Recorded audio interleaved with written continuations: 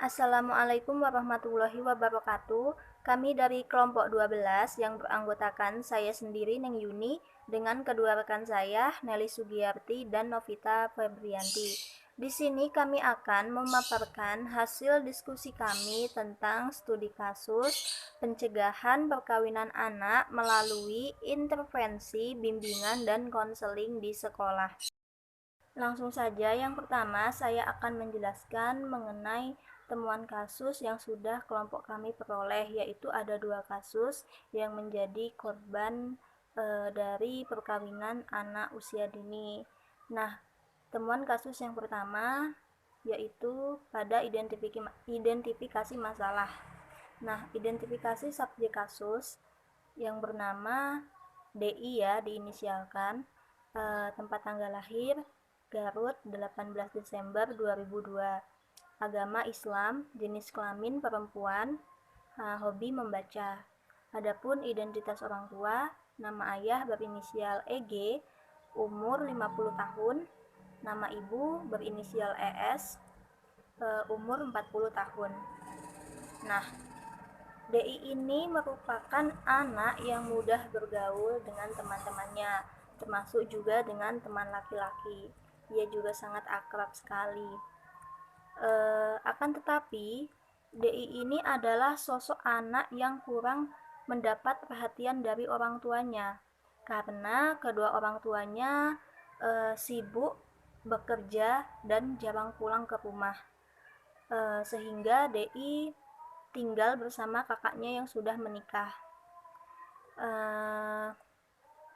Karena DI jarang sekali mendapat perhatian dari kedua orang tuanya, menyebabkan ia menjadi sosok anak yang bermalas-malasan dan sering sekali keluar bersama teman-temannya, apalagi dia juga pernah keluar malam bersama kekasihnya, yang mana pada suatu hari DI ini melakukan hal yang tidak wajar, yang mana dia melakukan hubungan layaknya suami istri bersama kekasihnya, yang mana itu membuat DI hamil di luar nikah dan terpaksa ia harus keluar dari sekolahnya dan dipaksa menikah oleh kedua orang tuanya karena orang tuanya tidak sanggup menahan rasa malu. Nah, dapat disimpulkan bahwa diagnostik dari temuan kasus yang pertama yaitu penyebab subjek kasus menikah di usia dini adalah yang pertama, faktor internal. Subjek kasus mudah sekali bergaul dengan teman laki-lakinya yang membuat ia tertarik untuk menjalin hubungan atau pacaran, dan subjek kasus tidak dapat membagi waktu belajar serta sibuk bermain di luar terkadang hingga larut malam. Faktor yang kedua yaitu faktor eksternal. Pengaruh lingkungan keluarga yang mana kedua orang tuanya terlalu sibuk bekerja dan jarang sekali berada di rumah, sehingga menyebabkan subjek kasus menjadi anak yang bermalas-malasan dalam belajar dan tidak mengenal waktu ketika berada di luar rumah. Selanjutnya, temuan kasus yang kedua yang menimpa seorang anak karena adanya pandemi. Yang pertama tentang identifikasi masalah, yang bernama MA diinisialkan, alamat Nusa Tenggara Barat, agama Islam, jenis kelamin perempuan, usia 14 tahun. Adapun identitas orang tua, nama ayah tidak diketahui, umur juga tidak diketahui, nama ibu berinisial EI, umur tidak diketahui. Yang mana subjek kasus merupakan anak yang mudah bergaul dengan temannya ketika ia masih sekolah secara luring atau tatap muka. Akan tetapi, pada saat pandemi COVID melanda Indonesia, maka mau tidak mau pendidikan harus dilaksanakan secara online.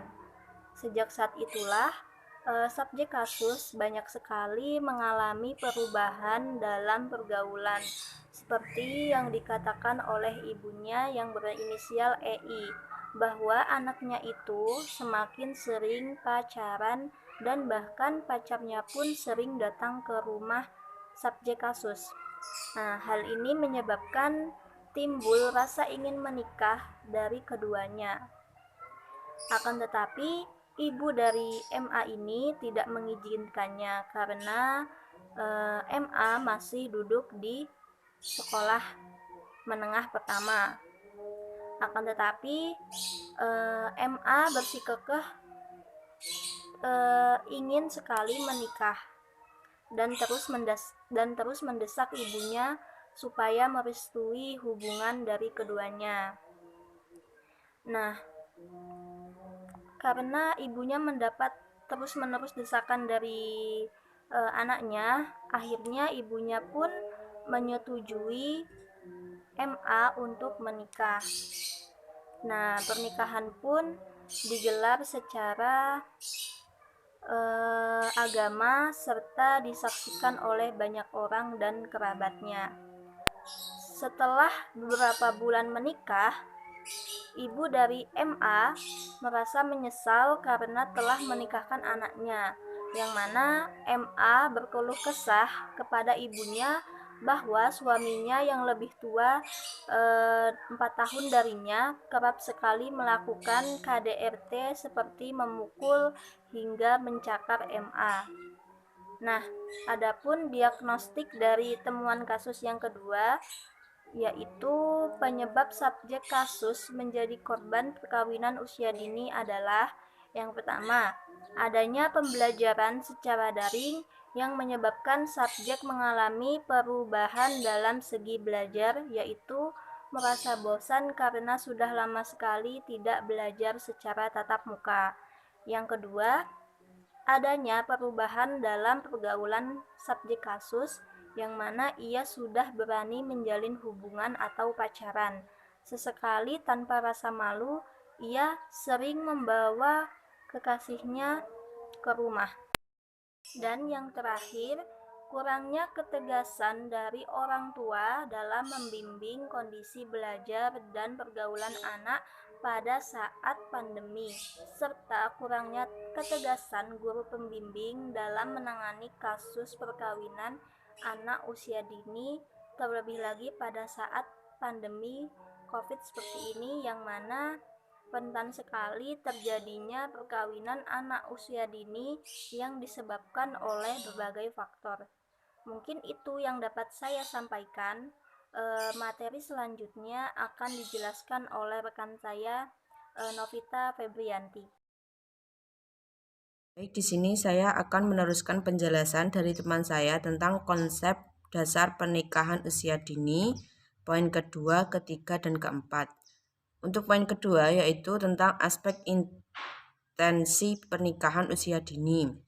Menurut seorang tokoh yang bernama Ajizen dan Finben, intensi mengandung 4 elemen yang berbeda, antara lain yang pertama, tindakan atau action yang dilakukan oleh orang terhadap suatu objek. Yang kedua, sasaran atau target, yaitu sesuatu yang akan dicapai.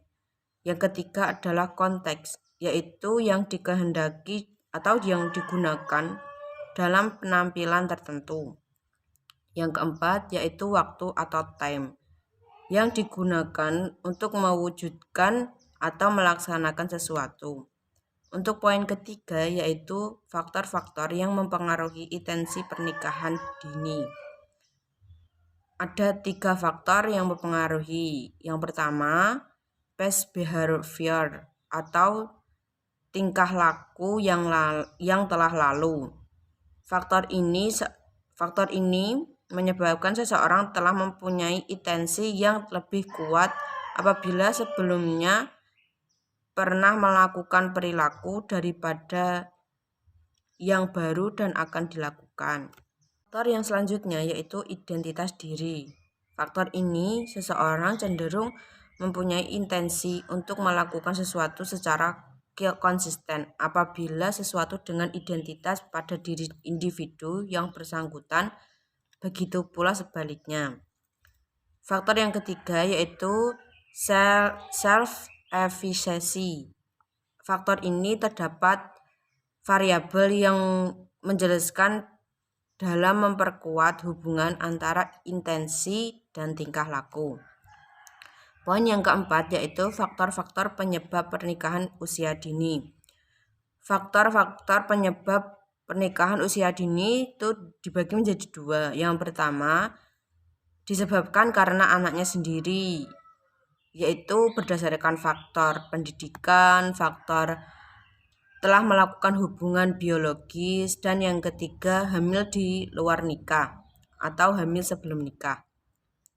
Adapun faktor eksternal yaitu faktor pemahaman agama, faktor ekonomi, faktor media massa, serta faktor adat dan budaya. Saya akan melanjutkan presentasi dari teman saya tentang solusi pencegahan perkawinan anak melalui intervensi, bimbingan, dan konseling di sekolah. Adapun solusi untuk mencegah terjadinya perkawinan di usia dini dengan berlakunya Undang-Undang Perkawinan, bimbingan seks education kepada remaja, dan bekerja sama dengan tokoh agama dan masyarakat, serta upaya guru BK melalui tiap tahapan, yaitu langkah preventif, langkah represif, dan langkah kuratif. Sekian dari kelompok kami. Wassalamualaikum warahmatullahi wabarakatuh.